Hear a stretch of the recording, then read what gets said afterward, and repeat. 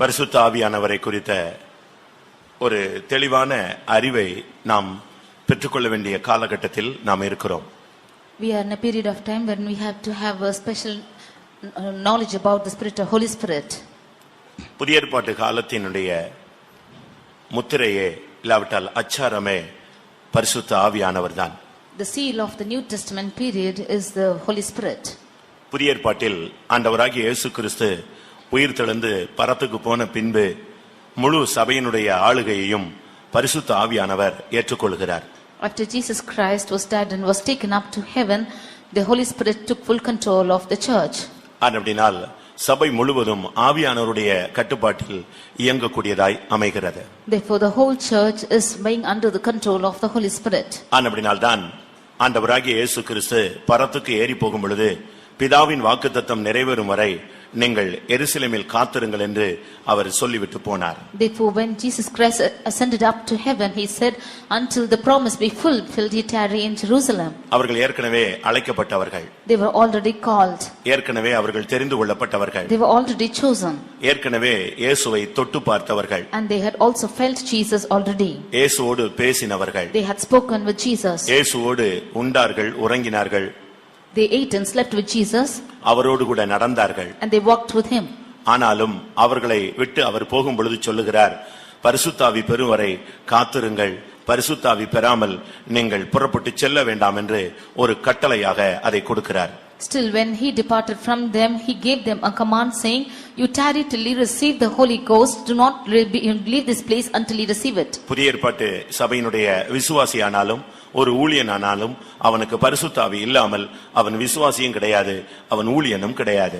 Whether it be a believer or a servant of God in the New Testament period, without the Holy Ghost he cannot be a believer or a servant of God. நீங்கள் விசுவாசிகள் ஆன பொழுது பரிசுத்த ஆவியை பெற்றீர்களா என்று அப்போஸ்தலர் 19 அதிகாரம் 2 வசனத்தில் ஒரு கேள்வியை பவுல் எழுப்புகிறார்.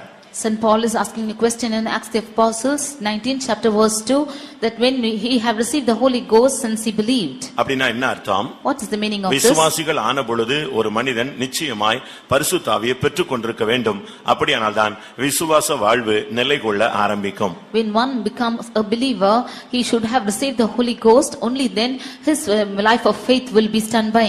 பழைய ஏற்பாட்டிலும் கர்த்தருடைய ஆவி என்ற பெயரில், புதிய ஏற்பாட்டில் பரிசுத்த ஆவி என்ற பெயரில் தேவ ஆவியானவர் செயல்படுகிறார். In the Old Testament he has been moving as God's Spirit, and in the New Testament as the Holy Ghost. அவர் ஏதோ ஒரு ஆவி என்று நாம் எடுத்துவிடக் கூடாது. We should not consider this as some other spirit. அவர் ஒரு ஆள் தத்துவம் உடையவர். He is having a personality.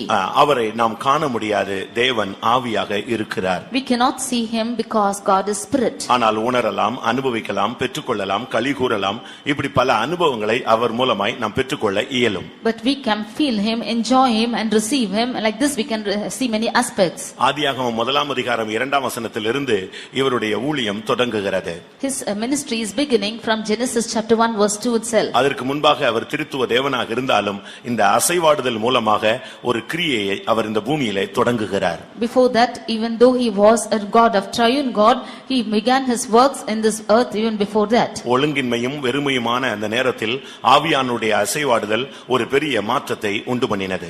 When it was without form and void, the movement of the Spirit of God made a great change. மனித வாழ்வும் கூட இன்றைக்கு ஒழுங்கின்மையும் வெறுமையுமாய் காணப்படுகிறது. Even the life of human beings is without form and void these days. ஒழுங்கின்மையும் வெறுமையுமான ஒரு தனி மனித வாழ்வில் ஆவியானவருடைய அசைவாடுதல் காணப்படுமானால் இருள் நீங்கி வெளிச்சம் உண்டாக வழி உண்டாகிறது. In an individual person, which is without form and void, when the Spirit of God is beginning to move, it is becoming a light. அப்படியானால் ஒருவன் கிறிஸ்தவனாய் மாறிவிட்டாலும் அவனுக்குள் ஆவியானவருடைய மகத்தான செயல்கள் நடைபெறாத பட்சத்தில் அவன் இருளிலேயே வாழ்ந்து கொண்டிருப்பான்.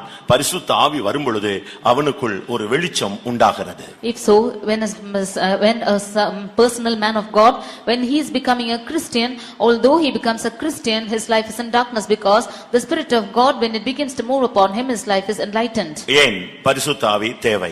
Why do we need the Holy Spirit? நீங்கள் சரியாக கவனித்தால் இதை உங்களுடைய மனதிலே நீங்கள் பதித்துக்கொள்ள இயலும். If you carefully listen, you can bring it into your mind. இன்றைக்கு பரிசுத்த ஆவியை குறித்த தவறான விளக்கங்கள் பல இடங்களிலே போதிக்கப்படுகிறது. Today wrong explanations are given about the Holy Ghost. பரிசுத்த ஆவியானவர் அன்றைக்கு ஒரு நாள் தான் இறங்கினார், அதற்கு பின்பு இறங்கவில்லை என்று அநேகர் சொல்லுகிறார்கள். Many of them say that the Holy Spirit descended only on one day and not after that. Pentecost நாளில் மாத்திரம் தான் ஆவியானவர் இறங்கினார், இப்பொழுது இறங்குகிறதில்லை என்று சொல்லுகிறார்கள். They say that he descended only on the day of Pentecost and he is not descending these days. அது ஒரு தவறான போதனை.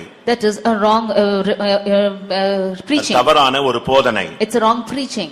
இன்னொரு விதத்திலே பார்க்கும் பொழுது, if you see in another angle, பரிசுத்த ஆவியானவர் இறங்குவார், ஆனால் இப்படி கத்த வேண்டியதில்லை, சத்தம் போட வேண்டியதில்லை, அந்நிய பாஷை பேச வேண்டியதில்லை, பரிசுத்த ஆவியின் வரத்தை பெற்றால் போதும் என்கிற இன்னொரு போதனையும் கிறிஸ்தவ உலகில் நிலவுகிறது. There is another teaching in the Christian world saying that the Holy Ghost will descend, but you need not shout like this and you need not scream like this. அதற்கும் சில வசனங்களை அவர்கள் எடுத்துக்கொள்கிறார்கள். Even for that they take evidences of verses. நீங்கள் பரிசுத்த ஆவியின் வரத்தை பெறுவீர்கள் என்று அப்போஸ்தலர் 2 அதிகாரம் 38 வசனத்தில் சொல்லப்பட்டதை அவர்கள் பிடித்துக் கொள்கிறார்கள். Acts 2nd chapter verse 38, it is said that he shall receive the gift of the Holy Ghost. They hold on to this verse. பரிசுத்த ஆவி உண்டு என்று விசுவாசிக்க வேண்டும், பரிசுத்த ஆவியின் அனுபவத்தை புரிந்து கொள்ள வேண்டும், அதை நாம் கேட்க வேண்டும், அப்பொழுது நாம் அதை பெற்றுக் கொள்கிறோம். You should believe that there is a Holy Spirit and also receive it only and believe in it, and then you will receive it. கர்த்தருடைய பரிசுத்த நாமத்துக்கு மகிமை உண்டாவதாக. Glory be to the holy name of the Lord. மனித வாழ்வில் மனிதனுக்கு ஒரு ஆவியை தேவன் கொடுத்திருக்கிறார். In the life of human beings the Lord has given a spirit. அது கர்த்தர் தந்த தீபமாய் இருக்கிறது, அதுதான் மனிதனுடைய உள்ளே இருக்கிற உயிர் ஆவி. That is the light which the Lord has given in a man, and that is the life of man. இதற்குள்ளாக தேவன் வந்து இந்த மனிதன உயிரை இல்லாவிட்டால் மனிதனுடைய ஆத்துமாவை அவர் ஆளுகை செய்ய விரும்பினார், அதுதான் தேவனுடைய திட்டமாக இருந்தது. But even this God wanted to rule man, and that was the plan of God. ஆனால் மனிதனோ அநேக உபாய தந்திரங்களை தெரிந்து கொண்டு தேவனுடைய திட்டத்தை சிதைத்து விட்டான். But man chose many of his own things and he destroyed the plan of God. இப்பொழுது அவனுக்குள்ளே அவனுடைய வாழ்வில் அவனுடைய ஊழியங்களில் அவனுடைய ஒவ்வொரு பகுதிகளிலும் பலவிதமான அந்நிய ஆவிகளுடைய தாக்குதலை நாம் காண்கிறோம். But now we see that he has been attacked by many alien spirits in his life. ஒவ்வொரு குடும்பமும் பலவிதமான வல்லமைகளினால் தாக்கப்படுகிறது. Every family has been attacked by some spirit. ஒவ்வொரு சமுதாயமும் பலவிதமான ஆவிகளால் தாக்கப்படுகிறது. Every society has been attacked by spirits. ஒவ்வொரு தேசமும் பலவிதமான ஆவிகளில் ஆட்கொள்ளப்படுகிறது. Every nation is being controlled by some spirit. வேத வசனத்தின்படி பார்க்கும் பொழுது ஒவ்வொரு தேசத்தையும் ஒவ்வொரு கிராமத்தையும் ஒவ்வொரு ஊர்களையும் ஒவ்வொரு ஆவிகள் கட்டுப்படுத்துகிறதாக நாம் வேத வசனத்தில் விளங்கிக் கொள்ள இயலும். On the basis of the word of God we see that every village, every town and city has been controlled by some spirit. இந்த ஆவிகளுடைய தாக்குதல் தேசங்களில் பெருகும் பொழுது யுத்தங்கள் பெருகுகிறது. When the attack of these spirits are increasing in the land, there is wars. இந்த ஆவிகளுடைய தாக்குதல் சமுதாயங்களுக்குள்ளே வரும் பொழுது இன கலவரங்கள் உண்டாகிறது. When these attack of spirits is found in societies, the people are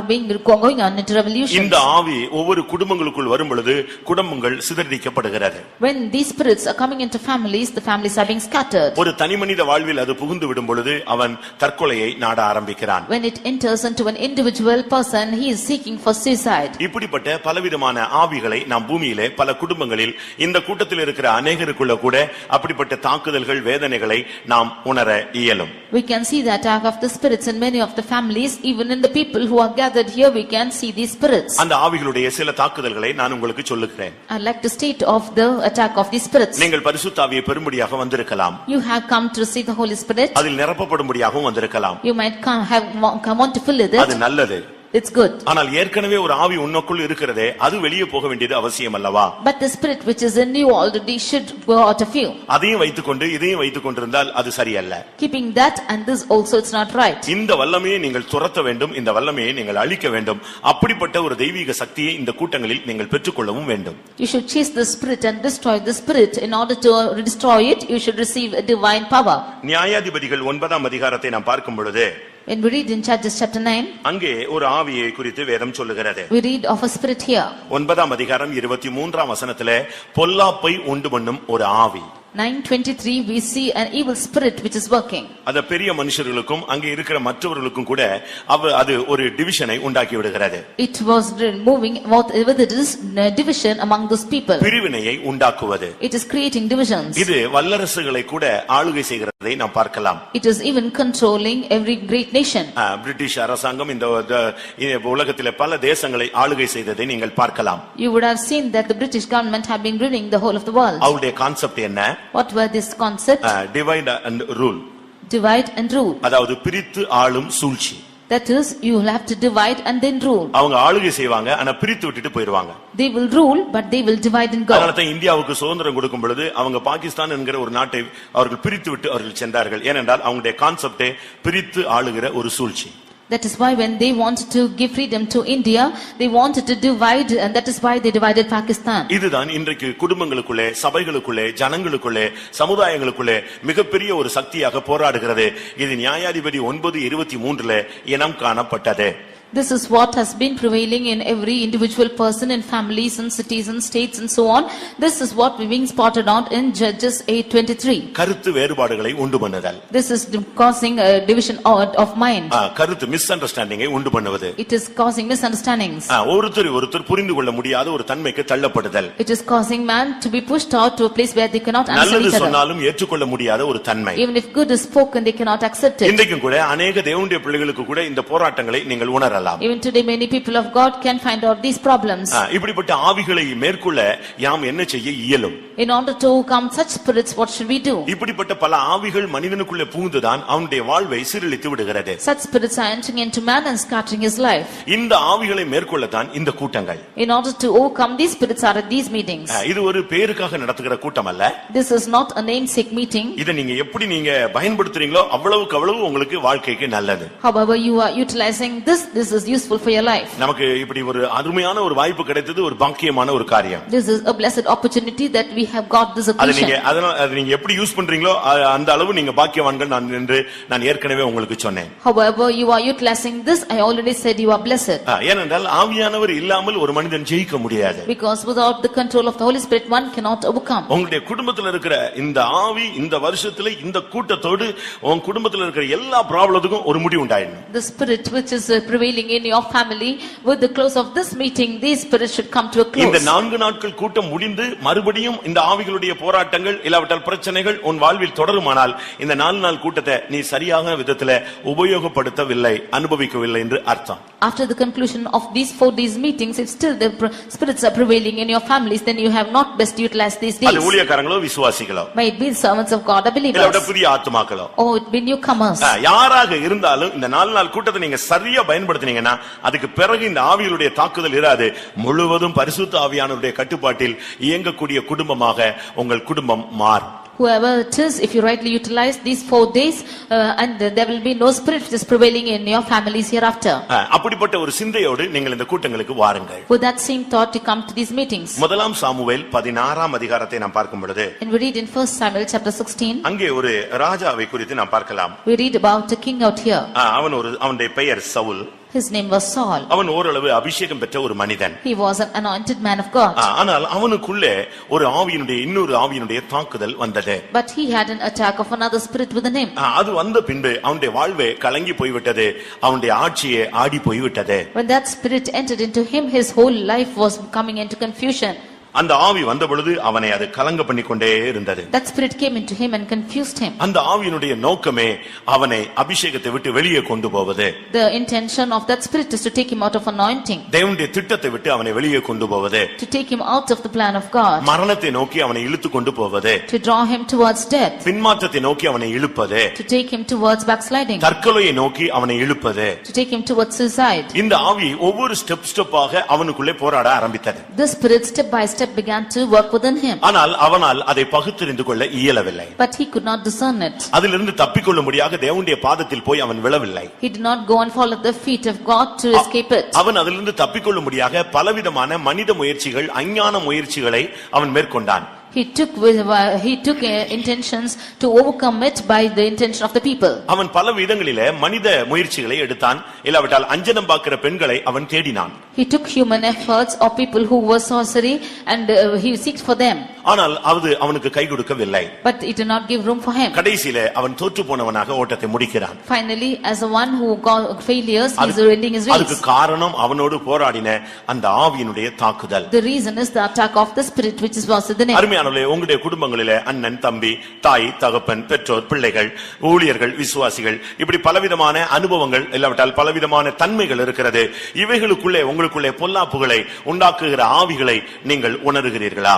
Dear beloved, beloved, you have many people like brothers, sisters, and father, mother, and the co-workers and so on. But in between this, are you experiencing the attack of these spirits? இதை எப்படி மேற்கொள்வது? How can you overcome this? அதற்கு ஒரு சாதாரண அபிஷேகம் போதாது. For that, an ordinary anointing is not இந்த sufficient. நாள் கூட்டத்தினுடைய நோக்கமே ஒரு அளவில்லாத ஜீவனை பெற்றுக்கொள்ளும்படியாக. Intention of these 4 meetings, for these meetings, is that you should receive a measureless anointing. ஒரு நிறைவான ஒரு சக்தியை நாம் பெற்றுக்கொள்ள வேண்டும். The fullness of anointing you should receive. இங்கே சவுலை குறித்து பார்க்கும் பொழுது அவனுடைய நிலவரம் மிகவும் பரிதாபமாக மாறிவிட்டது. When you consider Saul, his life was desperate.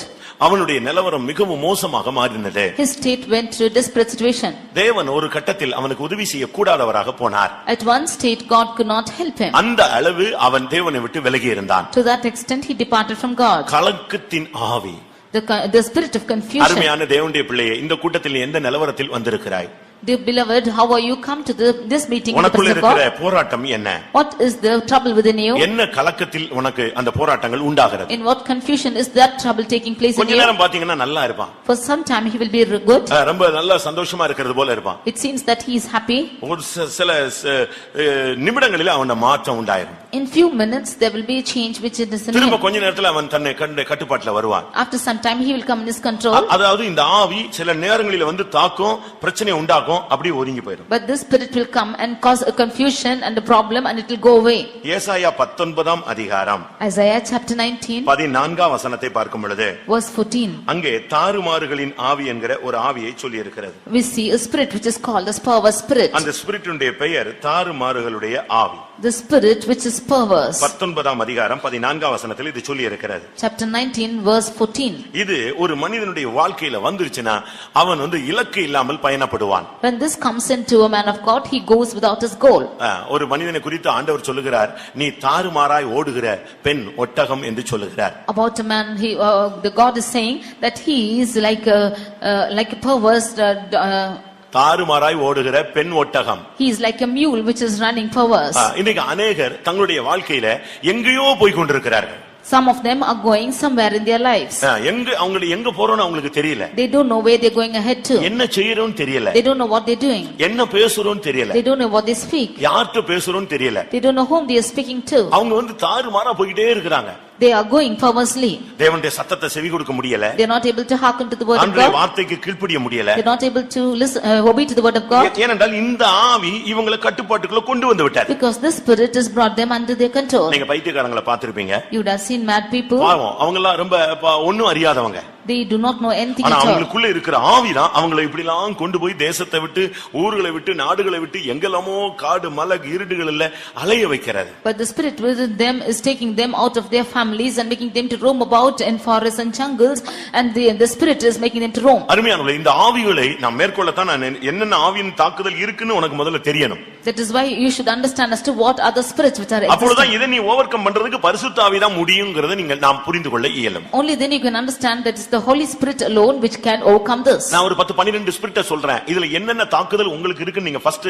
Analyse பண்ணுங்க. I firstly tell you the spirits which are in man and you rectify as to what is there in you. இந்த முதல் கூட்டத்திலேயே அந்த 12-15 ஆவியை அழிச்சிருங்க. You destroy all the 15-16 spirits with the first meeting அப்ப itself. அடுத்த கூட்டத்துல உங்களுக்கு வருகிறத நீங்க கேட்ச் பண்ணிட்டே இருக்கலாம். தேவனிடத்துல இருந்து வர்றத நீங்க பெற்றுக்கொண்டே வரலாம். Then you can hold on to what God is sending to you from the next meeting. இத நீங்க கிளியர் பண்ணாத பட்சத்துல நீங்க அபிஷேகத்தில் நிரம்பினது போல இருக்கும். 2 in 1 தான் வர்க் பண்ணிட்டே இருப்பீங்க. If you would not clear this aspect, then you will get filled in the spirit, but you will work in 2 aspects. அப்படினா என்ன? What is the meaning of கொஞ்ச that? நேரம் ஆவியில் நிறைஞ்ச மாதிரி இருக்கும். கூட்டம் முடிஞ்சு போன உடனே சண்டை போட்ட மாதிரி இருக்கும். For some time you will get filled in the spirit, and after the close of the meeting you will go and fight. ஒரு குழப்பமான ஒரு வாழ்க்கையை நீங்க வாழ்ந்துகிட்டே இருப்பீங்க. You will lead a life of confusion. இங்க இருக்கும்போது ஒரு பெரிய செயின்ட் மாதிரி இருக்கும். வீட்டுக்கு போன உடனே பைத்தியக்கார மாதிரி இருக்கும். You will seem to be a saint out here, but at home you will be a mad person. நம்ம இங்க இருந்து ஆவியில் நிரம்பறதுக்கு வீட்ல போய் நம்ம பேசுறதுக்கு சம்பந்தமே இருக்காது. ரொம்ப வித்தியாசமா. இவ்வளவு நேரம் நீங்க ஜெபிச்சிட்டு வந்தீங்களா, ஏன் இப்படி இருக்கீங்க அப்படினு क्वेश्चन எழுமோ. ஏன்னா நமக்குள்ள ரெண்டு ஆவி வேலை செய்யுது. There will be no connection with you getting filled in the spirit out here. When you go back home you will seem to be different spirit, because there was 2 spirits which is working in you. 95% கிறிஸ்தவனுக்குள்ள இப்படி தான் போராட்டம் இருக்குது. Out of 95% Christians this struggle is there. 1 Samuel 1 Samuel 18ஆம் அதிகாரம் chapter 18 10ஆம் வசனம். verse 10. மறுநாளிலே தேவனால் விடப்பட்ட பொல்லாத ஆவி சவுலின் மேல் இறங்கிற்று. The next morning, the evil spirit from God came upon Saul. அவன் வீட்டிற்குள்ளே தீர்க்கதரிசனம் சொல்லிக் கொண்டிருந்தான். And he prophesied in the midst of his house. எப்படி இந்த வசனத்தை பாத்தீங்களா? See what verse is this? ஒரே வசனம். It's only one verse. அடுத்த வார்த்தைகளை நீங்க பாருங்க. You can see the words which is பொல்லாத ஆவி சவுலின் மேல் இறங்கிற்று. The evil spirit descended upon Saul. அடுத்த வார்த்தை சொல்லுது அவன் வீட்டுக்குள் தீர்க்கதரிசனம் சொல்லிக் கொண்டிருந்தான். Next verse, the word it says that he prophesied in the midst of Saul. ஆவி இறங்கி கலங்கி ஈட்டி எடுத்து இன்னொருத்த மேல எரிஞ்சிட்டு என் பிள்ளையே நான் உன்னோடு கூட இருக்கிறேன். எப்படி இருக்கும்? அது எப்படி இருக்கும்னு யோசிச்சு பாருங்க. When the evil spirit is descending upon him and he's throwing his javelin towards another person, he's prophesying that my children I am in your midst. எப்படி இருக்கும்னு பாருங்க. See how it will be? நல்ல ஆவில எரிஞ்சிட்டு வீட்ல போய் பயங்கரமா சண்டைய போட்டு கலப்பி விட்டு குழப்பிடுவான். அவனுக்கு தெரியல இந்த 2 in 1 ரெண்டு ஆவியும் வர்க் பண்ணுது 50-50 வர்க் பண்ணுதுன்னு இவனுக்கு தெரியல. Getting filled well in the spirit, he goes home and fights, and he's not realizing that there are two spirits which is working in him 50-50. முடிவில பாத்தீங்கன்னா அந்த கலக்கற ஆவி அவனை வின் பண்ணிருச்சு. Finally, the spirit which is confusing him wins him. இதுக்கு தான் நாங்க இன்னைக்கு என்ன சொல்றோம்னா பரிசுத்த ஆவியை கரெக்ட்டா நிறைவா பெற்றுக்கோ. இன்னைக்கே அந்த 2 in 1 இருக்க கூடாது. தேவ ஆவியானவர் ஒருவர் மாத்திரமே உனக்குள்ளே ஆளுகை செய்ய வேண்டும். That is why we request you to get filled in that spirit, and you not be spirit with two spirits, but only the Holy Spirit should control you. இல்லனா நீ தாறுமாறா போயிட்டு இருப்ப. ஒரு உன் மைண்ட்ல என்ன இருக்குன்னா பரலோகத்துக்கு போற மாதிரி இருக்கும். ஆனா இன்னொரு விதத்துல உன்னை இன்னொரு இடத்துக்கு இழுத்துக்கிட்டே போயிட்டே இருப்பான். Or you will go perverse in your life. You think that you are going to heaven, but your life is going on to something else. ஏசாயா 29ல பார்க்கும் பொழுது, when you read in Isaiah chapter 29 10th வசனத்தை பார்க்கும் பொழுது, verse 10, அங்க கனநித்திரையின் ஆவின்னு ஒரு ஆவி சொல்லி இருக்கு. we read of a spirit called the spirit of deep sleep. கிறிஸ்தவனுக்கு எதிரான முக்கியமான ஒரு ஸ்பிரிட் இதுதான். An important spirit which is working against the Christians is this. இன்னும் சொல்ல போனால் more to say, அபிஷேகம் பெற்றவனுக்கு இல்லாவிட்டால் பெற போகிறவனுக்கு பெற வேண்டியவனுக்கு விரோதமாய் போராடுற ஆவியே மெயின் ஆவியே கனநித்திரையின் ஆவிதான். To the one who is anointed or is wanting to receive the Holy Spirit, the main spirit of the deep sleep is uttering him. இந்த கனநித்திரையின் ஆவிங்கிறது நீங்க பாத்தீங்கன்னா எல்லாரும் ஆவியில நிரம்புவாங்க, இவன் தூங்குவான். This spirit of deep sleep means all will get filled in the spirit, but he will sleep. எல்லாரும் கண்ணீர் விட்டு ஜெபம் பண்ணுவாங்க, கதறுவாங்க எழுப்புதலுக்காக. ஆனா ஒரு கூட்டம் அப்படியே இந்த ஆவி எப்ப வந்து இவன் மேல வரும்னே தெரியாது, அப்படியே அவனை silent ஆக்கிடும். All of them will cry out for a great revival, but he does not know when that sleep is coming. He will become silent. நல்லா ஜெபிப்பேன்னு சொல்லி இன்னைக்கு தீர்மானம் எடுத்துட்டு போவீங்க. You will make a determination that you will pray well. இந்த ஆவி வரும் பொழுது உனக்கு அந்த ஜெப நேரம் எல்லாம் முடியற வரைக்கும் உன்னை தூங்க வச்சிட்டே இருப்பான். When that spirit comes into you, that spirit will make you to sleep until the prayer is over. இது அநேகருக்குள்ள பயங்கரமான தாக்கத்தையும் தீங்கையும் உண்டாக்கக்கூடிய ஒரு ஆவி. This is a spirit which is causing danger into many of them. Message கேட்க விடாது. It will not allow them to hear the message. It will not allow them to wake and தேவ சமூகத்தை அனுபவிக்க விடாது. It will not allow them to enjoy the presence of ஆவியில நிரம்ப விடாது. It will not allow them to fill in the spirit. எந்த நேரத்துல என்ன நடக்குன்னு தெரியாது, அவன் அப்படியே மனநிலை பாதிக்கப்பட்டது போல தூங்கிட்டே இருப்பான். They don't know as to what is happening when, as a man who is affected in his mind, he will sleep. மத்தேயு 12:45 பார்க்கும் பொழுது, when we read in Matthew 12:45, ஒரு ஆவி போய் தன்னிலும் பொல்லாத 7 ஆவியை அழைத்து கொண்டு வந்ததா. One spirit went and called 7 more spirits which was worse than this. அதனுடைய தன்மை என்னன்னா பொல்லாத ஆவி. That spirit is wicked spirits. எது தேவையில்லையோ அதை செய்ய வைக்கும். What is not needed it will cause you to do. எது தேவையில்லையோ அதை பேச வைக்கும். Whatever is unwanted it will speak. எங்க போக கூடாதோ அங்க போக வைக்கும். Where you should not go it will make you to go. எதுல தலையிட கூடாதோ அதை தலையிட வைக்கும். Where you should not interfere it will make you to interfere. இந்த பொல்லாத ஆவியினுடைய வேலையே அதுதான். This wicked spirits work as that. அது வந்து ஒரு மனிதனுக்குள்ள வந்துருச்சுன்னு சொன்னா அவன் வீடு எவ்வளவுதான் பெருக்கி இருந்தாலும் ஜோடிக்கப்பட்டிருந்தாலும் ஆவியானவர் அருள் இல்லாத பட்சத்தில் இந்த ஆவி அவனுடைய வாழ்வை அஸ்தமனமாக்கி விடும். When the spirit is coming into a person's life, however he might live, if he is not having the help of the Holy Ghost, this life will make him to go descend. அந்த வீடு வெறுமையாக ஜோடிக்கப்பட்டதாக பெருக்கப்பட்டதாக இருந்தது. That house was adorned and it was swept. ஆனா இந்த ஆவி வந்தபோது, but when the spirit came, மறுபடியும் அது பிசாசின் அசுத்தாவியின் காவல் வீடாக மாறிவிட்டது. again it became the place of the wicked spirits. அது இது எதை காண்பிக்கிறது? What does this show? ஞானஸ்நானம் பெற்றதோடு விட்டுற கூடாது. ஒரு மனிதன் பரிசுத்த ஆவி பெறாம இருக்கவே கூடாது. A man of God, he should not live with receiving the baptism. He should not be without receiving the Holy Ghost. நீங்க யாராவது அபிஷேகம் பெறாம இருந்தா கூட்டம் முடிஞ்சிருச்சு இன்னைக்கு கிடைக்கல அப்படின்ட்டு நீ போகாத. 4 நாள் உபவாசம் கூட போட்டு தேவ சமூகத்திலேயே விழுந்து கிடந்து என்னை அபிஷேகித்தால் ஒழிய நான் இந்த இடத்தை விட்டு போக மாட்டேன்னு சொல்லி போராடு. If any of you have not received the Holy Ghost, you should strive even for the 4 days. You fast and say that I will not leave this place if the Lord is not anointing me. அநேகருக்குள்ள சில அவிசுவாசங்கள். Many of them have unbelief. நான் கேட்டேன், I asked, கிடைக்கல. I did not receive. நான் காத்திருந்தேன், I was waiting, எனக்கு கிடைக்கல. but I did not receive. அதனால எனக்கு கிடைக்குமா கிடைக்காதாங்கிற ஒரு சந்தேகம் வந்துருச்சு. Therefore I have a doubt if I would get or not. இப்படிப்பட்ட சில துக்கங்கள் ஒரு சிலருக்குள்ள உண்டு. Some of them have some grief like this. நன்றாக நீங்கள் புரிந்து கொள்ள வேண்டும். You should understand rightly. நிச்சயமாய் நீங்கள் கேட்டால் கர்த்தர் அதை உங்களுக்கு தருவார். Truly, if you would ask of the Lord, he will definitely grant you. கேட்கிற எவனுக்கும் அவர் தரக்கூடிய தெய்வமாக இருக்கிறார். He is a God who grants to one who asks of him. அப்பத்தை கேட்டால் கல்லை கொடுப்பானோ? When he asks for bread, will he give him stone? அப்படி ஏதாவது தகப்பன் கொடுப்பானா? Will a father gives like this? ஏதாவது தகப்பன் மீனை கேட்டால் பாம்பை கொடுப்பானா? Will a father give a snake instead of a fish? நீங்க யோசிச்சு பாருங்க. You just think and see. வேதம் சொல்லுகிறது, The word of God says, பொல்லாதவர்களாகிய நீங்கள் உங்களுடைய பிள்ளைகளுக்கு நல்ல ஈவை தர நீங்கள் அறிந்திருக்கும் பொழுது, when you wicked people know to give goodness for your children, பரமபிதா உங்களுக்கு பரிசுத்த ஆவியை கொடுப்பது அதிக நிச்சயம் அல்லவா? how much more it is sure for God the Father to give you the Holy Ghost. அதனால பரிசுத்த ஆவி கிடைக்காதுங்கிறது கிடையவே கிடையாது, நிச்சயமா கிடைக்கும். Therefore there is no matter that he will not give you the Holy Spirit, surely you will get it. ஒருவேளை கர்த்தர் உன்னோடு சில காரியங்களை பேச வேண்டியிருக்கும், கேட்க வேண்டியிருக்கும். Maybe the Lord wants to speak some things and ask of you certain things. நீங்க அது குறித்து நீங்கள் கவலைப்பட வேண்டிய அவசியம் இல்ல.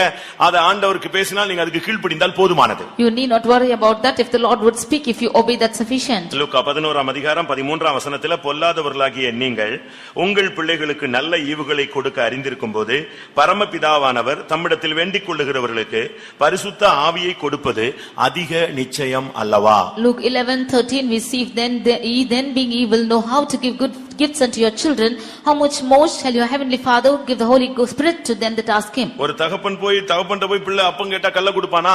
When a child goes and asks the father bread, will he give him மீனை stone? கேட்டால் பாம்பை கொடுப்பானா? When he asks for fish, will he give him serpent? முட்டையை கேட்டால் தேளை கொடுப்பானா? When he asks for egg, will he give him a scorpion? இல்லவே இல்லை. It's not so. அப்படியானால் பரமபிதா வேண்டிக் கொள்ளுகிறவர்களுக்கு பரிசுத்த ஆவியை தருவது அதிக நிச்சயம். If so, how much more the heavenly Father is able to give the Holy Spirit to them. அதனால கிடைக்காது கிடைக்கல இப்படிப்பட்ட தன்மையில அவிசுவாசத்துக்கு நீங்க இடம் கொடுக்க வேண்டாம்.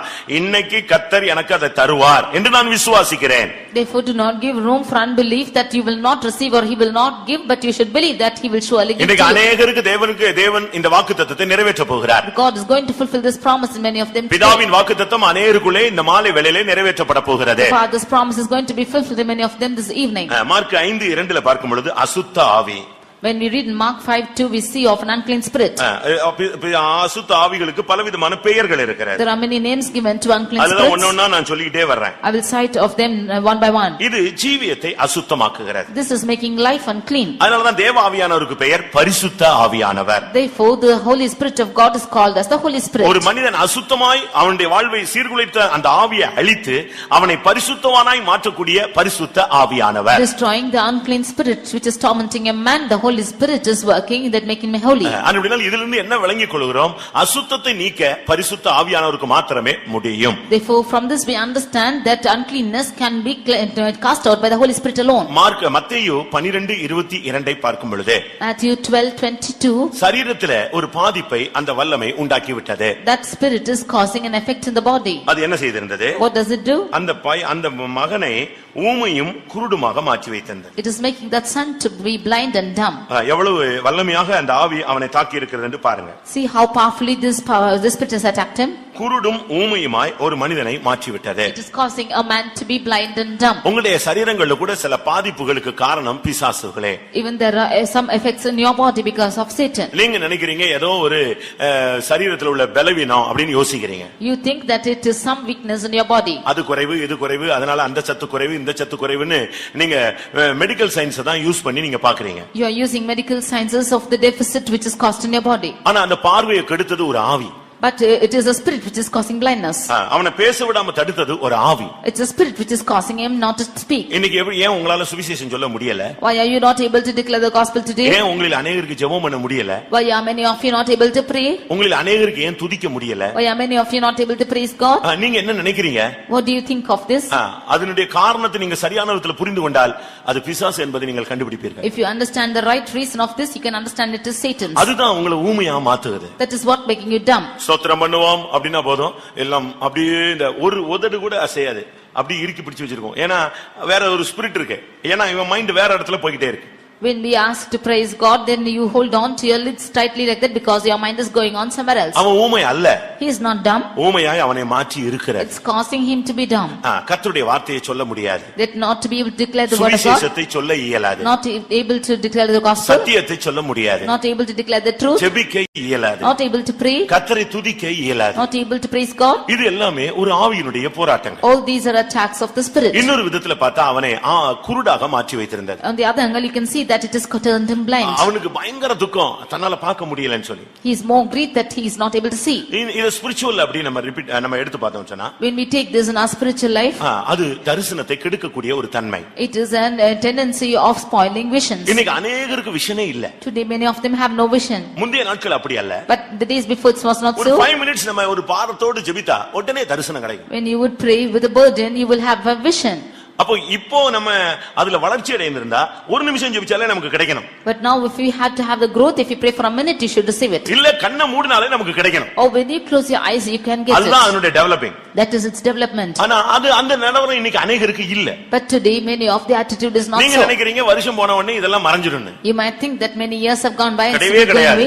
it's கிடையவே not கிடையாது. so. This is not so. நாட்கள் போக போக உன்னுடைய வல்லமையும் வரங்களும் பிரகாசிக்கத்தான் வேண்டுமே தவிர இருளடைந்து போக கூடாது. As days goes by, your gifts and talents should brighten, but should not go down. இயேசு சொல்லுகிறார், உன்னில் உள்ள வெளிச்சம் இருள் ஆகாதபடி நீ எச்சரிக்கையாயிரு என்று சொல்லுகிறார். Jesus says, you be aware that the light which is in you be not darkened. இந்த ஆவியினுடைய தாக்குதல் அந்த அவனை குருடாக்கிச்சு. The attack of the spirit made that person blind. தேவனே முன்னால வந்து நின்னால அவனுக்கு புரியாது. Even if God should stand for him, he cannot understand. ஒரு குருடனை கர்த்தர் சேறு உண்டாக்கி கண்களில் பூசி சீலோவாம் குளத்திலே போய் கழுவு என்று அனுப்பிவிட்டார். One man of God, the God said, made him a mire out of the clay, and he pasted it upon his eyes and asked him to go wash in the pool of Siloam. அவன் சுகமான பின்பு அவனை துரத்தி விட்டு விட்டார்கள். When he was healed, he was chased away. அவனை சந்திக்க இயேசு சென்றார். And Jesus went to meet him. ஆனா அவனுக்கு இவர்தான் இயேசுன்னு தெரியாது, இவர்தான் தன்னை குணமாக்கின சக்தி உள்ள தெய்வம்னு தெரியாது. But he did not know that this is Jesus and this is the God who is powerful to heal him.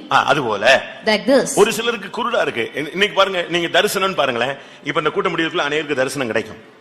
You see, for today you will many of them will have visions after this meeting. பக்கத்துல உள்ள சகோதரனுக்கு கிடைக்கும், அடுத்தவனுக்கு கிடைக்காது. அப்ப அவனுடைய கண் இன்னும் குருடா இருக்கு, இவனுக்கு கண்ணு பிரகாசிச்சு விட்டது. The brother who is close by, he will get it, but the next one he will not receive because his eyes are blind. என்கிட்ட கர்த்தர் பேசினார்னு சொல்லுவாங்க. Some of them will say that the Lord spoke to me. அது ஒரு சிலர் சொல்லுவாங்க. ஆனா பக்கத்துல தான் ஒருத்தர் உட்கார்ந்து இருப்பாரு, அவர் பெரிய வல்லமை உள்ள ஒரு ஆள் போல இருக்கலாம், ஆனா ஒண்ணுமே இருக்காது. காரணம் அந்த சத்தம் இவனுக்கு கேட்டது, அவனுக்கு கேட்கல. But the next person who is seated nearby him, he will not hear it because that voice was heard only by this person or not that. இந்த ஸ்பிரிட் அவனை செவிடாக்கி விட்டதே. This spirit has caused him to be deaf. Mark 9:25 ஊமையும் செவிடுமான ஆவியே என்று ஒரு ஆவியை ஒரு வாலிப பையனுக்குள்ள இருந்து கர்த்தர் துரத்தினார். Mark 9:25 we see a spirit which the Lord chased out of him, that is a dumb and a deaf spirit. இந்த ஆவியுடைய போராட்டங்கள் உங்களுக்குள்ள இருக்கா? Do you have this struggle of the spirit in you? கர்த்தர் என்கிட்ட பேசவே இல்லன்னு சொல்றாங்க. Do you say that the Lord is not speaking to me at all? என்னையில இருந்து கர்த்தர் உன்கிட்ட பேசல. From when did the Lord not speak to you? என்றைக்கு இருந்து கர்த்தர் உன்னோடு இடைபடவில்லை? From when did the Lord not intervene with you? என்றையில இருந்து கர்த்தருடைய சத்தம் உனக்கு கேட்க முடியாமல் போய்விட்டது? From when was the voice of God not heard by you? அவர் பேசுறது இல்லையா? Is he not speaking to you? அவர் பேசுறாரு. He is speaking. அவர் பூமியே கேள், வானங்களே கேளுங்கள்னு சொல்றாரு. He is saying, "Oh earth hear, oh heavens hear." வானம் கேட்கிறது. The heavens are hearing. பூமி கேட்கிறது. Earth is hearing. அவருடைய தூதர்கள் கேட்கிறார்கள். And the angels are hearing. சமுத்திரத்துல இருக்கிற மீனுக்கு போய் கட்டளை கொடுக்கிறார். நீ போய் அந்த மனிதனை விழுங்கி கொண்டு வந்து இந்த நினிவேயிலே கரையிலே துப்புன்னு சொல்றாரு. அது கீழ்ப்படியது. ஆனா அந்த தீர்க்கதரிசியோ தேவனுடைய வார்த்தைக்கு கீழ்ப்படியாதவனாய் போய் கொண்டிருந்தான். He is commanding the fish of the sea to go swallow up the man and so spit him on the shore, but that prophet is not listening to the word of God. அந்த ஒரு carry தாற்றங்கடையில ஒருத்தன் கிடக்குறான். நீ அவனுக்கு போய் காகமே நீ ஆகாரம் கொடுங்கிறார். அந்த காக்கா தன்னை பிரதிஷ்டை பண்ணிக்கொண்டு அவனுக்கு ஆகாரம் கொடுக்கிறது. இவனோ அங்க இருந்து ஒளிந்து சாகும்படியாக வாஞ்சிக்கிறான். He is commanding the ravens and to go and feed the person who is hidden in Brook Cherith, but he is wanting to kill himself. நான் இதிலிருந்து என்ன சொல்ல வருகிறேன்? What do I want to say out of this? இந்த ஆவிகளுடைய போராட்டங்களை மேற்கொள்ள வேண்டுமானால் தேவ ஆவியானவருடைய உதவி இந்த கூட்டங்களில் நமக்கு வர வேண்டியது அவசியம். If you have to overcome the attack of these spirits, the Holy Spirit should descend upon us. ரெண்டு நோக்கத்தோடு நாங்கள் இந்த கூட்டத்தை வைத்திருக்கிறோம். With two purposes we have conducted this meeting. அபிஷேகம் பெறாதவங்களுக்கு நல்ல ஒரு அபிஷேகம் கிடைக்க வேண்டும். For the ones who are not received the Holy Spirit, they should receive a good anointing. இரண்டாவது அபிஷேகம் பெற்றவங்க ஒரு நிறைவை நோக்கி பயணப்பட வேண்டும். Secondly, those of them who are anointed should go towards a perfection. லூக்கா 13:11 பார்க்கும் பொழுது Luke 13:11 அந்த ஆவி அவளை பலவீனப்படுத்தி வைத்திருந்தது. That spirit made her weak. இன்னைக்கு உங்களுக்குள்ள अनेक சரீரத்துல எனக்குள்ள உங்களுக்குள்ள எல்லாருக்குள்ள अनेகருக்குள்ள பலவீனங்கள் இருக்கு. Today many of them including me and you are all weak. இந்த எலும்புகளுக்குள்ள நரம்புகளுக்குள்ள சதைகளுக்குள்ள கை கால் ஒவ்வொன்றுக்குள்ளும் பலவிதமான பலவீனத்தின் போராட்டங்களை நாம் அனுபவிக்கிறோம். Between the bones, the veins and the flesh and our legs and our hands we can find many struggles within us. ஆனா வேதம் இதை சொல்லுகிறது ஒரு ஆவியின் போராட்டம். But the word of God says that is the spirit of an infirmity. இப்படிப்பட்ட ஆவிகள் நமக்குள்ள தாக்குதல் இருக்கிறதா? Dear beloved, do we have the attack of such spirits in us? நம்முடைய வயதுக்கு மிஞ்சின பலவீனங்கள். The spirit, the weakness which is ahead of our age. நமக்கு நல்ல ஆகாரம் இருக்கு ஆனா ரொம்ப பலவீனமா இருக்கிறோம். We will have good food but we will find ourselves weak. நமக்கு வேலைகளே இல்ல ஆனா ரொம்ப பலவீனங்கள் இருக்கிறது. We have no work at all but we are much weaker. இதனுடைய நோக்கங்கள் இதனுடைய காரணம் எல்லாம் நீ கர்த்தருக்காக நின்று விட கூடாது என்கிற ஒரு தாக்குதல் தான் இந்த ஆவி செய்கிறது. The reasons of this is the spirit is working that you should not stand firmly for God. இன்னைக்கு अनेகருக்குள்ள அந்தி கிறிஸ்துவின் ஆவிகள் இருக்கிறது. Today many of them are found the spirit of Antichrist. 1 யோவான் 4ஆம் அதிகாரத்தை பார்க்கும் பொழுது In 1 John chapter 4 3ஆம் வசனத்திலே verse 3 சொல்லப்பட்ட அந்தி கிறிஸ்துவின் ஆவி இதுவே என்று அங்கே சொல்லப்பட்டிருக்கிறது. we can see that the spirit which is cited is the spirit of Antichrist. இயேசுவை மனிதன் என்று சொல்லுகிற ஆவி. The spirit which is saying Jesus as man. இயேசுவை ஏற்றுக்கொள்ளாத ஆவி. One who is not accepting Jesus Christ. மாம்சத்தில் வந்த இயேசு கிறிஸ்துவை அறிக்கை பண்ணாத எந்த ஆவியும் அந்தி கிறிஸ்துவின் ஆவி. Any spirit which is not confessing Jesus who came in the flesh is the spirit of Antichrist. இயேசுவை ஒரு மனிதன் தெய்வம்னு ஏத்துக்கலனா அவன் அந்தி கிறிஸ்துவின் ஆவியாலே தாக்கப்பட்டிருக்கிறான். When a man is not accepting Jesus as God, then he is attacked by the spirit of Antichrist. ஒரு சிலருக்குள்ள வஞ்சக ஆவி இருக்கிறது. Some of them are having deceptive spirits. அவங்களுக்கு அந்த சத்திய ஆவி என்ன வஞ்சக ஆவி என்னன்னு தெரியல. They are not able to discern what is the spirit of truth and what is the spirit of deception. தேவனை அறிந்த 1 யோவான் 4ஆம் அதிகாரம் 6ஆம் வசனத்தின்படி According to 1 John chapter 4 verse 6, தேவனை அறிந்தவன் எங்களுக்கு செவி கொடுக்கிறான். he who is knowing God is hearing us. தேவனால் உண்டாயிராதவன் எங்களுக்கு செவி கொடுக்கிறது இல்லை. He who is not of God does not hear us. அப்போஸ்தல உபதேசத்துக்கு ஒரு மனிதன் அப்போஸ்தலருடைய சத்தத்துக்கு ஒருவன் செவி கொடுக்காத பட்சத்தில் அவன் வஞ்சக ஆவிக்கு இடம் கொடுக்கிறான். He who is not giving room for the apostolic doctrine or the spirit of truth, then he is giving for the spirit of error. நீங்க ஆவிகளை சோதித்து அறிய வேண்டும் என்று 1 யோவான் 4:1 பார்க்கிறோம். In 1 John 4:1 1 John 4:1 we see that you should give room to try the spirits. எந்த ஆவிகள் எல்லா ஆவிகளும் தேவனால் உண்டானவைகளா அது என்ன என்பதை நீங்கள் சோதித்து அறியுங்கள் என்று யோவான் பேசுகிறார். You should try out and see as to what the spirits are. That's what St. John says. அடுத்து பயமுள்ள ஒரு ஆவி. Nextly fearful spirit. 2 தீமோத்தேயு 1:7 பார்க்கும் பொழுது தேவன் நமக்கு பயமுள்ள ஆவியை கொடுக்கவில்லை. உலகத்தில் இருக்கிறதா பயமுள்ள ஒரு ஆவி. 2 Timothy 1:7 we see that God has not given us the spirit of fear for the spirit of இந்த பயமுள்ள ஆவியினுடைய தாக்குதல் என்ன? What is the attack of the spirit of fear? இருளை கண்டால் பயம். When you see darkness you are afraid. சூழ்நிலைகளை கண்டால் பயம். Looking at the situations you are afraid. அவிசுவாசத்தை உண்டு பண்ணக்கூடிய ஆவி. The spirit which is causing unbelief. பல கேள்விகளை உண்டு பண்ணக்கூடிய ஆவி. This the spirit which is causing many questions. தோல்வி பயம். This the doubt. தன்னை நானே நொந்து கொள்ளுவது. It is accusing one's own self. Inferiority complex னு சொல்வாங்க. This is inferiority complex. தன்னை தானே நொந்து கொண்டு தனக்கு முடியாது இயலாது இப்படியே சொல்லி ஒரு பயத்தின் ஆவி. இது மரண பயத்தின் ஆவி. One is accusing of oneself and saying that it's not possible with him. This is the spirit of death. இப்படிப்பட்ட ஆவிகளுக்கு உங்களுடைய வாழ்க்கையில போராட்டங்கள் இருக்கிறதா? இப்படிப்பட்ட ஆவிகளுடைய போராட்டங்கள் உங்கள் வாழ்வில் காணப்படுகிறதா? Is there the struggle or attack of these spirits in your life? இந்த ஆவிகளுடைய போராட்டங்களை மேற்கொள்ளத்தான் இன்றைக்கு பரிசுத்த ஆவியானவர் வேண்டும் என்று நாங்கள் சொல்லுகிறோம். In order to overcome these attack of these spirits, today we say that we need the Holy Spirit. ஒரு தேவனுடைய பிள்ளை பரிசுத்த ஆவியை சரியான விதத்தில் பெற்றுக்கொள்ள வேண்டும். A child of God should rightly receive the Holy Spirit of God. நான் அதுக்கு சில வசனங்களை சொல்லுகிறேன். அதற்கு பின்பு நாம் எல்லாரும் தேவ வல்லமைக்கு நாம் இடம் கொடுக்க போகிறோம். I'll say certain verses for it and after that we will give room for the power of God. முதலாவது பரிசுத்த ஆவியானவர் திருத்துவத்திலே ஒரு நபர். Firstly, the Holy Spirit of God is one of the triune. தேவன் பிதா என்கிற ஒரு காலகட்டத்திலும் குமாரன் என்ற ஒரு காலகட்டத்திலும் அடுத்த பரிசுத்த ஆவியானவர் என்ற காலகட்டத்திலும் அவர் கிரியை செய்கிறார். God is working as God in a period of time and as the Son in the period of time and another period he is working as the Holy Spirit. இது பரிசுத்த ஆவியானவருடைய ஒரு காலம். This is the period of the Holy Spirit. இவர் உண்டாக்கப்பட்டவர் அல்ல. He is not the one created. பிதாவினிடத்திலிருந்து புறப்படுகிற ஒரு தேவ ஆவியானவர். He is the Spirit of God coming out of God the Father. நான் போய் சத்திய ஆவியாகிய தேற்றரவாளனை நான் கேட்டு பெற்று உங்களுக்கு அனுப்புகிறேன் என்று இயேசு சொன்னார். Jesus said that I will go and ask of the Father for the Spirit of truth and send him to you. அபிஷேகம் பெறாமல் கிறிஸ்தவ வாழ்வில் முன்னேற முடியாது. Without receiving the anointing you cannot progress in the Christian life. ஆவியில் பிறப்பது ஆவியாக இருக்கும். That which is born of the Spirit shall be the Spirit. மாம்சத்தில் பிறப்பது மாம்சமாய் இருக்கும். That which is born of the flesh will be of the flesh. அபிஷேகம் என்பது புதிய ஏற்பாட்டுக்கு முக்கியமான ஒரு அனுபவம். Anointing is most important in the New Testament அதை period. எபேசியர் 4ஆம் அதிகாரம் 30ஆம் வசனத்திலே பார்க்கும் பொழுது That when we see in Ephesians chapter 4 verse அதை 30, பரிசுத்த ஆவியின் முத்திரை என்று சொல்லப்பட்டிருக்கிறது. we see that is the seal of the Holy Spirit. ஒரு காரியத்துக்கு ஒரு அரசு ஒரு காரியம் செய்தால் அதுக்கு ஒரு முத்திரை இடுகிறது. When the government is doing something, it is sealing it. அதுபோல நமக்கும் பரிசுத்த ஆவியானவர் பரலோகத்துக்கு செல்ல நமக்கு ஒரு முத்திரையாக கொடுக்கப்படுகிறார். Like this, the Holy Spirit, in order to go to heaven, is given as a seal to us. மீட்கப்படும் நாளுக்கென்று முத்திரையாக பெற்ற பரிசுத்த ஆவி. The Holy Spirit, which is given to us as seal for the day of redemption. பரிசுத்த ஆவியின் அபிஷேகம் பெற்றவன் தான் முத்திரையிடப்பட்டவன். அவன் மாத்திரமே மீட்கப்பட முடியும், இல்லாவிட்டால் எடுத்துக்கொள்ளப்பட முடியும், இல்லாவிட்டால் முதலாம் உயிர்த்தெழுதலுக்கு பங்குள்ளவனாய் மாற்றப்பட முடியும்.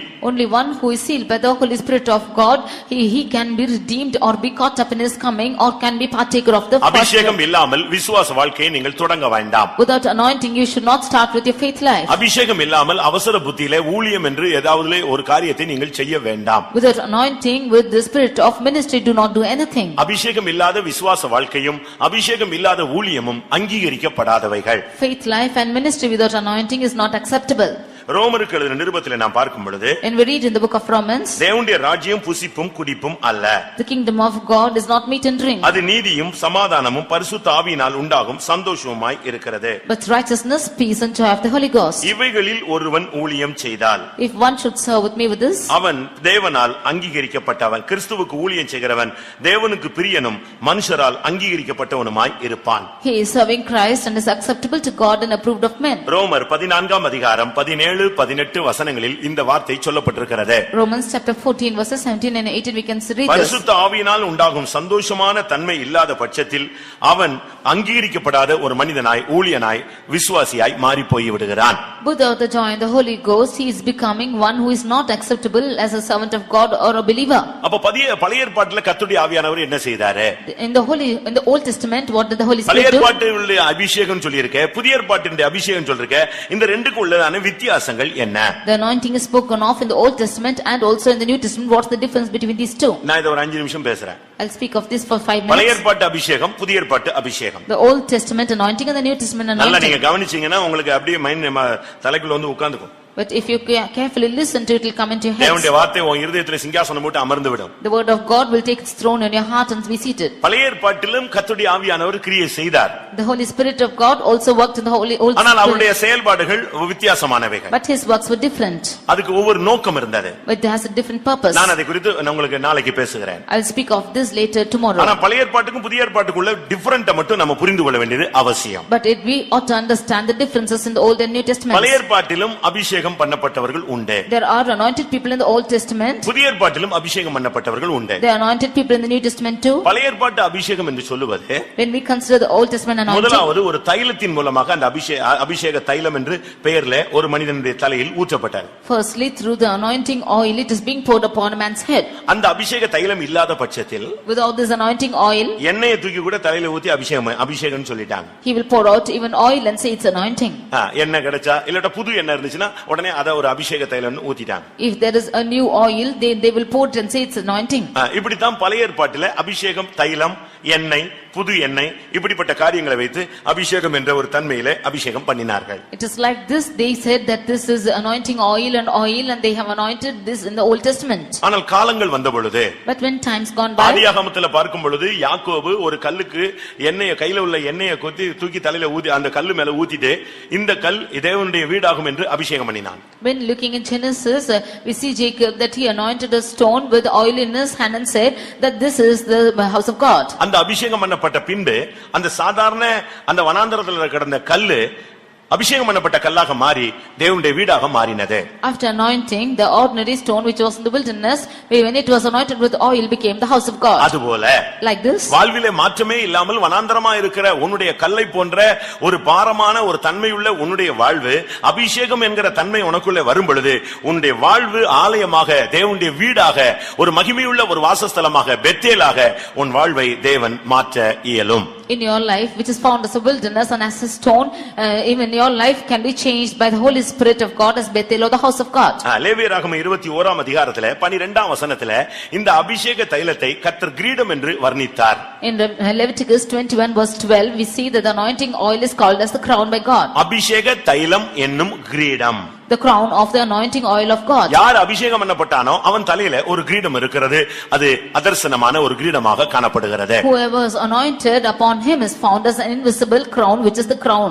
23ஆம் சங்கீதம் 5ஆம் வசனத்திலே எண்ணெயினால் நான் அபிஷேகம் பண்ணப்படுகிறேன் சொல்லுகிறார். In Psalm 23 verse 5 we see that he says that he is anointed with oil. 92ஆம் சங்கீதம் 10ஆம் வசனத்திலே புது எண்ணெயினால் அபிஷேகம் பண்ணப்படுகிறேன் சொல்லுகிறார். In Psalm 92 verse 10 we see this, he is anointed with the new oil. யாத்திராகமம் 30ஆம் அதிகாரம் 22 25 வரை பார்க்கும் பொழுது அபிஷேக தைலம் செய்யும் முறையை குறித்து ஆவியானவர் அங்கே பேசினார். In Exodus 30 verses 22 to 23 we can see the methods of making this oil. அபிஷேக தைலம் 5 பொருட்களை கொண்டு உண்டு பண்ண வேண்டும் என்று கர்த்தர் அன்றைக்கு சொன்னார். The Lord said that the anointing oil should be made of 5 things. ஒன்று வெள்ளைப்போளம். First is myrrh. இரண்டாவது சுகந்த கருவாப்பட்டை. Secondly sweet cinnamon. மூன்றாவது சுகந்த வசம்பு. Thirdly sweet calamus. நான்காவது லவங்கப்பட்டை. Fourthly is cassia. ஐந்தாவது ஒலிவ எண்ணெய். And fifthly is olive oil. இந்த ஐந்தையும் மிக்ஸ் பண்ணி ஒரு மெஷர்மென்ட் கொடுத்து இதுல உருவாக்குற ஒரு தைலத்தை உண்டு பண்ண சொன்னார். He asked to measure this in specific measurements and make an anointing oil. அதை வைத்து தான் அபிஷேக தைலம் உண்டாக்கணும். சாதாரண காரியங்களுக்கு இப்படிப்பட்ட ஒரு அனுபவத்தை கொண்டு வரக்கூடாது என்றும் தேவன் கட்டளையிட்டார். It is keeping this measure that this anointing oil should be made and it should not be used in an ordinary way. முதலாவது யாத்திராகமம் 37:29 பெசலெயேல் அதை உண்டு பண்ணினான். Exodus 37:22 it was Bezalel who made it first. ஆனா இதே நேரத்துல But at the same time சிலர் மேல் கர்த்தருடைய ஆவியானவர் டைரக்டாக இறங்கினார். on some of them the Spirit of God descended on direct way. சிம்சோனுக்கு அபிஷேகம் யாரும் தலையில வந்து ஊத்தல.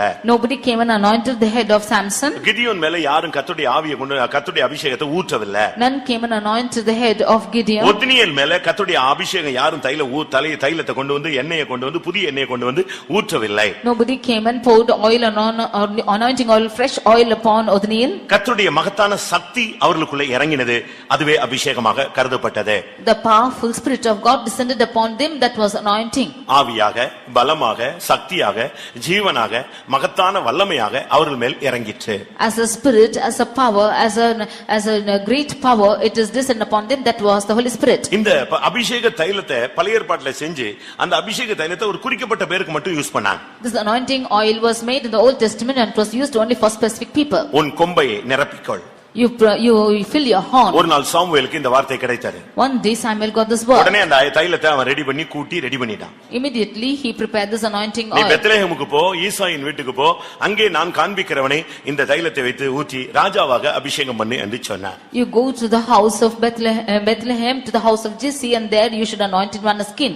அடுத்து மோசேக்கு சொன்னார், நீ அபிஷேக தைலத்தை எடு, ஆரோனுடைய தலையில அதை ஊற்று, அவனை ஆசாரியனாக அபிஷேகம் பண்ணுன்னு சொன்னார். Nextly unto Moses he said, you take the anointing oil and pour it upon Aaron and anoint him as the priest. எலியாவை சொன்னார், நீ அபிஷேக தைலத்தை எடுத்துக்கொண்டு போ, எலிசாவை உன் ஸ்தானத்திலே தீர்க்கதரிசியாய் அபிஷேகம் பண்ணுன்னு சொன்னார். And to Elijah he said, you go take the anointing oil and pour upon Elisha and make him a prophet in your இதிலிருந்து stead. என்ன விளங்கிக் கொள்ளுகிறோம்? What do we understand from this? இந்த அபிஷேக தைலம் ஊற்றப்படும் பொழுது சாதாரண மனிதர்கள் ஒவ்வொரு தன்மையும் ஒவ்வொரு ஸ்தானமும் உள்ளவர்களாய் மாற்றப்படுகிறார்கள். When this anointing oil is poured upon each person, one or each of them are going to specific positions. அதுபோல Like this. பரிசுத்த ஆவி வரும் பொழுது ஒரு சாதாரண மனிதன் விண்மயமாக மாறுகிறான். When the ordinary man is when the Holy Spirit is descending upon him, he is becoming towards இந்த heaven. அபிஷேக தைலம் வந்து இல்ல புதிய ஏற்பாட்டில் இந்த பரிசுத்த ஆவி கிடைச்ச உடனே வெறும் கை தட்டுறது மாத்திரமல்ல, சரீர அசைவு மாத்திரமல்ல, வாழ்வில் மாற்றங்கள். Anointing of the Holy Spirit is not just clapping in hands and shaking of body, but there is change in their life. இந்த வெள்ளை போலம் என்பது ஜெபத்தை காண்பிக்கிறது. This myrrh is showing prayer life. ஒரு ஜெப வாழ்க்கை. It is showing prayer life. சுகந்த கருவாப்பட்டை என்பது பலனை காண்பிக்கிறது. Sweet cinnamon is showing strength. சுகந்த வசம்பு என்பது தாழ்மையை காண்பிக்கிறது. காரணம் அது வேர்ல இருந்து எடுக்கறாங்க. Sweet calamus shows humility because it's taken out of fruit. அடுத்து லவங்கப்பட்டை. Nextly is cassia. அது பொடியாக மாற்றப்படுகிறது. That is made as powder. அது நம்மை உடைத்து சுத்திகரித்து சீர்படுத்துவதை காண்பிக்கிறது. That is showing sanctifying and breaking and ஒலிவ எண்ணெய் செழிப்பை காண்பிக்கிறது. Olive oil shows flourishing. அபிஷேகம் ஒரு மனிதனுக்குள்ள வரும்பொழுது அவன் ஜெப வீரனாய் மாறுகிறான். When anointing comes into a man of God, he is becoming a prayer warrior. உள்ளான மனுஷன் பலப்படுத்துகிறது. And wicked man is becoming. தாழ்மையை கற்றுக்கொள்கிறான். He is learning humility. தன்னை சுத்திகரித்துக் கொள்கிறான். I sanctifying himself. ஆசீர்வதிக்கப்பட்ட ஒரு தெய்வீக வாழ்வுக்கு உன்னதமான ஆசீர்வாதத்துக்கு பங்குள்ளவனாய் மாறுகிறான். And he is becoming a partaker of heavenly blessings of God. கர்த்தருடைய பரிசுத்த நாமத்துக்கு மகிமை உண்டாவதாக. Glory be to the holy name of the Lord. பழைய ஏற்பாட்டிலே அவர் கர்த்தருடைய ஆவியானவர், புதிய ஏற்பாட்டில் பரிசுத்த ஆவியானவர். In the Old Testament is the Spirit of God, in the New Testament is the Holy Spirit. பரிசுத்த ஆவியானவருடைய செயல் வித்தியாசமானது. The work of the Holy Spirit is different. ஆனால் பழைய ஏற்பாட்டிலே கர்த்தருடைய ஆவியானவருடைய வேலை வித்தியாசமானது. But the work of the Spirit of God in the Old Testament is different. அது ஒரு தைலமாக எண்ணெயாக ஒரு தலை மேல ஊற்றப்படும், ஒரு டைம் ஊற்றப்படும். அது அவருடைய முகத்துல வடிந்து, தாடியில வடிந்து, அங்கியில வடியும். That was poured as an anointing oil upon the head once, and it will flow over his beard and towards his garment. 133 சங்கீதம் 2 வசனத்தில் நீங்க இத பார்த்து கொள்ளலாம். Psalm 133 verse 2, you can read this. ஆனா புதிய ஏற்பாட்டில் அப்படி அல்ல. But in the New Testament it's not so. ஒரு டைம் அல்ல, அவன் வாழ்க்கை முழுவதும் உள்ளான மனுஷனுடைய அவனுடைய ஆவி, ஆத்துமா, சரீரத்திலே 24 மணி நேரமும் இருந்து இயங்கக்கூடியது. It is not just once that the anointing is poured upon him, it should stay in a person all the days of his life and work out 24 hours. பழைய ஏற்பாட்டில் ஒரு ட்ரிப், 2 ட்ரிப், 3 ட்ரிப் இப்படி அபிஷேகம் பெற்றப்பட்டவர்கள் இருக்கிறார்கள். In the Old Testament we can see people who are anointed for once, twice and thrice. Saul ஒரு விசை அபிஷேகம் பண்ணப்பட்டவன். Saul was anointed once. Solomon 2 விசை அபிஷேகம் பண்ணப்பட்டவன். Solomon was anointed twice. தாவீது 3 விசை அபிஷேகம் பண்ணப்பட்டவன். David was anointed thrice. மற்றவங்க எல்லாம் ஒவ்வொரு டைம் அவ்வளவுதான், ஒவ்வொரு நேரம் தான் அபிஷேகம் பண்ணப்பட்டவர்கள். All the rest were just anointed once.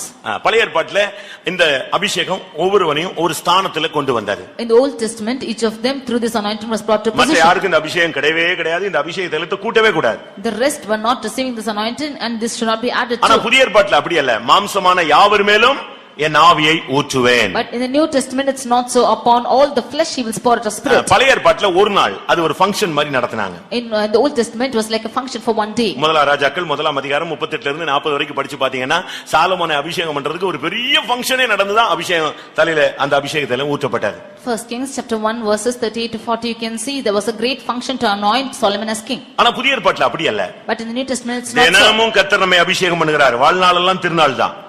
Any man has been anointed by the Holy Spirit and he is enjoying it all the days. ஒவ்வொரு நாளும் கர்த்தருடைய ஆவியிலே நாம் களிகூர்ந்து வாழ்க்கையில முன்னேறி கொண்டே போகலாம். Every day we can rejoice in the Holy Spirit and go on in the life. பழைய ஏற்பாட்டில் ஒரு நாள் கிடைத்த அபிஷேகத்தை வச்சு வாழ்நாள் எல்லாம் ஓட்டணும். ஆனா புதிய ஏற்பாட்டில் அப்படி அல்ல. ஒவ்வொரு நாளும் கர்த்தர் நிறைத்து நம்மை நடத்தி கொண்டே வருகிறார். In the Old Testament once he will be anointed and he should go along all his lifetime, but in the New Testament every day we can receive the Holy Spirit. பழைய ஏற்பாட்டில் இந்த அபிஷேகம் பெற்றவன் தடுமாறினால் அவனை விட்டு அவர் விலகி விடுவார். புதிய ஏற்பாட்டில் இந்த அபிஷேகம் பெற்றவன் தடுமாறினால் அவனை கண்டித்து உணர்த்தி சிட்சித்து அவனை சீர்படுத்துகிறார். In the Old Testament if one is stumbling out of this anointing then the Lord will depart from him, but in the New Testament if he is going erring from his ways then the Lord will correct him and he'll chastise him. பழைய ஏற்பாட்டில் ஒரு ஊழியத்திற்காக அவனுக்கு அந்த அபிஷேகம் கொடுக்கப்பட்டது. In the Old Testament this anointing was given to him for a ministry. புதிய ஏற்பாட்டிலே ஜீவியத்திற்காக அபிஷேகம் கொடுக்கப்படுகிறது. In the New Testament this anointing is given for his life. இதிலிருந்து என்ன விளங்கிக் கொள்கிறோம்? From this what do we understand? பழைய ஏற்பாட்டு அபிஷேகம் புதிய ஏற்பாட்டு அபிஷேகம் ரொம்ப வித்தியாசமானது. There are great differences between the Old and the New Testament anointings. பழைய ஏற்பாட்டு அபிஷேகம் வரும்பொழுது அந்த ஒரு நாள் நல்ல ஸ்மெல்லா இருக்கும், அவ்வளவுதான். அதுக்கு பிறகு அவன் அபிஷேகம் பண்ணப்பட்டவன் சொல்லிக்கலாம். ஆனா புதிய ஏற்பாட்டில் அப்படி இல்ல. இந்த அபிஷேகம் வரும்பொழுதெல்லாம் நாம் தேவனோடு பேசுகிறோம். In the Old Testament anointing we can see that one day it will be full of flavors, but in the New Testament it's not so. Whenever this anointing is coming we will enjoy it. அபிஷேகம் வரும்பொழுது நான் ஒரு மனுஷன் அந்நிய பாஷை பேசுகிறவன் மனுஷனோட அல்ல தேவனோடு பேசுகிறான். When the anointing is coming he is not speaking with man but with God. 1 கொரிந்தியர் 14:2 நாம பார்க்கும் பொழுது அவன் தேவனோடு பேசுகிறான், அதுக்கு அடுத்த ரகசியங்களை பேசுகிறான், பக்தி விருத்தி உண்டாக பேசுகிறான். இப்படியே இந்த அந்நிய பாஷையில் அபிஷேகம் பெற்று அவன் தேவனோடு நெருங்கி விடுகிறான். கர்த்தருடைய பரிசுத்த நாமத்துக்கு மகிமை உண்டாவதாக. Glory be to the holy name of the Lord. பழைய ஏற்பாட்டு அனுபவம் ஒரு நாள், ஆனால் இது வாழ்நாள் எல்லாம் கிடைக்கக்கூடிய ஒரு மகிமையான அனுபவம். The Old Testament experiences for just for one day, but this is experienced all the days of his life. உங்களில் எத்தனை பேருக்கு இந்த நாட்களிலே நமக்கு சரியான ஒரு பரிசுத்த ஆவி தேவை என்கிற அறிவு உண்டாயிருக்கிறது? How many of you have the knowledge or understanding that you need the Holy Spirit all the days of your life? இனிமேல் பரிசுத்த ஆவியானவருடைய நேரமாக நாம் கொடுக்கலாம். Hereafter we can give room for the Holy Spirit of God. உங்களுடைய வாழ்க்கையிலே எந்த ஆவியினுடைய தாக்குதல் அதிகமாக இருக்கிறது? Which attack of the Spirit is more in your life? பொல்லாப்பை உண்டாக்கும் ஆவியா? Is the spirit of wickedness? கலக்குற ஆவியா? Is the spirit of confusion? தாறுமாறுகளின் ஆவியா? Is the spirit which is causing you to வஞ்சக go? ஆவியா? Is the spirit of deception? விழுந்து போன ஆவியா? Is the spirit which is fallen? கனநித்திரையின் ஆவியா? ஆவியா? Is the spirit of deep sleep? பலவீனத்தின் ஆவியா? Is the spirit of weakness? பின்மாற்றத்தின் ஆவியா? The spirit of backsliding? என்ன ஆவி உங்களுடைய வாழ்க்கையிலே உங்களை சீர்குலைத்துக் கொண்டிருக்கிறது? Which spirit is causing your life to go? எதுவாக இருந்தாலும் இன்றைக்கு ஆவியானவர் அதை மேற்கொள்ளக்கூடிய ஜீவன் உள்ளவராய் இருக்கிறார். Whichever it is, the Holy Spirit is full of life to make it and live in you from these spirits. யாரும் தயவு செய்து அபிஷேகம் பெறாமல் இந்த கூட்டத்தை விட்டு நீங்கள் எழும்ப வேண்டாம். None of you please get up from this meeting without receiving the anointing of God. ஆண்டவரே, நான் ஒரு சரியான தெய்வீக சக்தியை பெற்றுக்கொள்ளும்படியாக வாஞ்சித்து நான் பயணப்பட்டு வந்திருக்கிறேன். Lord, I have come all along to receive a divine power from you. ஒருவேளை maybe நீங்கள் பரிசுத்த ஆவி பெற்றவர்களாக கூட இருந்திருக்கலாம். you might be the people who are anointed. ஏதாவது ஒரு சூழ்நிலையில அது உங்களை விட்டு விலகி போயிருக்கலாம். Through some situation this would have departed from ஆனால் you. இன்றைக்கு கர்த்தர் ஒரு சரியான ஒரு அபிஷேகத்தின் மூலமாய் நம்மை சந்திக்க விரும்புகிறார். But today with the anointing the Lord wants to meet us. பழைய ஏற்பாட்டிலே உள்ள அனுபவத்துக்கும் புதிய ஏற்பாட்டில் உள்ள அனுபவத்துக்கும் ரொம்ப வித்தியாசம் இருக்கிறது. There are great differences between the Old Testament anointing and the New Testament experience. இன்றைக்கு நமக்கு உள்ளேயே அவர் இருந்து நம்மை ஆளுகை செய்கிறார். Today he is reigning within us and he is ruling over us. கர்த்தருடைய பரிசுத்த நாமத்துக்கு மகிமை உண்டாவதாக. Glory be to the holy name of the Lord. உங்களில் எத்தனை பேருக்கு சரியான ஒரு நிறைவான தெய்வீக சக்தி வேண்டும்?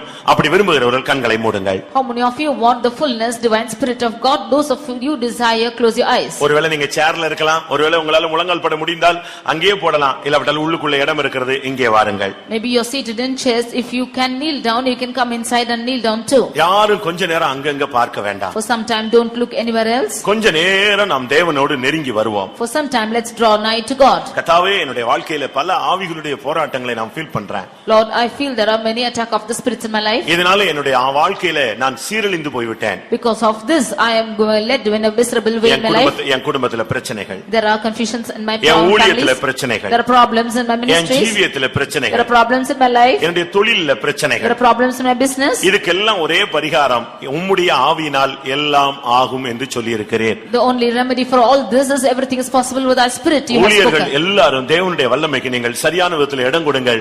உங்கள் ஊழியத்தின் பின்னணியில இருக்கிற அசுத்த வல்லமைகள் விழுந்து போகட்டும். All the servants of God give room for the Holy Spirit of God. Let the spirits which are working behind you fall. வாலிபர்கள் கர்த்தருடைய ஆவிக்கு இடம் கொடுங்கள். உலகத்தின் ஆவி உங்களை மேற்கொள்ளாதபடி தேவ ஆவியானவர் உங்களை பலப்படுத்தட்டும். All the youths give room for the Holy Spirit of God, that the spirit of the world does not work in you. May the Holy Spirit. ஒவ்வொரு தாய் தகப்பன்மாரும் தேவனுடைய ஆவிக்கு இடம் கொடுங்கள். உங்கள் குடும்பங்கள் இருக்கிற அசுத்த ஆவிகள் விழுந்து போகட்டும். Every parents give room for the Holy Spirit of God. Let the unclean spirits which is in your house go fall away. நமக்கு ரொம்ப ஷார்ட் டைம் தான். We have only a short time. இந்த ஷார்ட் டைம்ல நீங்க சரியான ஒரு அபிஷேகத்தை பெற்றுக்கொள்ள வேண்டும். Within this short time you should receive a right anointing. பரலோகத்திலிருந்து தூதன் இறங்கி வந்து ஒரு முத்திரையை உன் நெற்றியில குத்தட்டும். The angel from heaven should descend and put a seal upon your forehead. மீட்கப்படுகிறவன் என்கிற ஒரு முத்திரை உன் மேல வந்து விழட்டும். Let there be a seal of redemption which is falling upon you. இல்லாவிட்டால் தேவனுடைய வல்லமை உன்னை நோக்கி கடந்து வருவதை நீ உணர்வாய், அனுபவிப்பாய். Or you will feel the power of God come upon you and you will experience it. எனக்கு ஒரு நிச்சயம் இருக்கிறது. I have a surety. தேவன் ஏதாவது ஒரு நோக்கத்தோடு தான் இந்த கூட்டத்தை வைத்திருப்பார். The Lord has conducted this meeting with a definite purpose. அப்படியானால் இன்றைக்கு अनेक தாவீதுகள் அபிஷேகம் பண்ணப்பட போகிறார்கள். If so many of them will be anointed this day itself. தாவீது ஆடுகளுக்கு பின்னாலே இருந்து கொண்டிருந்தான். David was standing behind the sheep. திடீரென்று ஒரு செய்தி. Suddenly he got a message. நீ வீட்டுக்கு வா. You come back home. அதுபோல like this. நீங்க பல விதங்களிலே குடும்பம், தொழில், ஊழியம் இப்படி பல விதங்கள் இருந்தீங்க. உங்களை ஆவியானவர் இப்பொழுது இந்த கூட்டத்துக்கு அழைத்து கொண்டு வந்திருக்கிறார். You were in your families and business and your ministry where you were being brought by the Holy Spirit to this meeting. நீ ஒருவேளை கழுதையை தேடி போன ஒரு ஆளா இருக்கலாம். You might be the one going behind the ass. எந்த நிலவரத்துல இருந்தாலும் சரி. You might be in any situation. ஆனா ஒன்று நிச்சயம், நீ வர்றதுக்கு முன்னால அபிஷேக தைலத்தோடு ஒருவர் இங்கே வந்து விட்டார். One thing is sure, before you எத்தனை பேர் விசுவாசிக்கிறீங்க? oil he's come here. என்னை அபிஷேகம் பண்ணும்படியாக அபிஷேக தைலத்தோடு நான் வருவதற்கு முன்பாகவே ஒருவர் வந்து காத்து கொண்டிருக்கிறார். To anoint me, another person is come and is waiting for me that he might anoint me with anointing oil. அந்த நிச்சயம் உள்ளவங்க முழங்கால் படியிடுங்க. All of them who have this surety kneel down. அந்த அபிஷேகம் எனக்கு வேணும்னு நீங்க போராடுங்க. You strive that you might receive the Spirit. கர்த்தாவே, அந்த வல்லமை எனக்குள் தேவை. Lord, I need that power. நீ இப்ப அங்கங்க பார்க்க வேண்டிய நேரம் அல்ல, பேச வேண்டிய நேரமும் அல்ல. தேவ ஆவியானவர் உன்னை முடிசூட்ட வேண்டிய ஒரு நேரம். This is the time when the Spirit of God should reign over you. எனக்கு பழைய அபிஷேகம் வேண்டாம். I do not want the old anointing. புதிய அபிஷேகத்தை எனக்கு தாரும். God, give me a new anointing. துவக்க காலத்துல இருந்த அபிஷேகத்தை எனக்கு திரும்ப தாங்க. Give me the anointing which I had in the days before. எனக்கு ஒரு அக்கினி அபிஷேகத்தை எனக்கு தாங்க. Give me a fiery anointing. கொஞ்ச நேரம் உங்களுக்கு நேரம் கொடுக்கப்படும். நீங்கள் தேவனுடைய வல்லமையினால் முடிசூட்டப்படுங்கள். You will be given some time. You will be adorned with the power of God.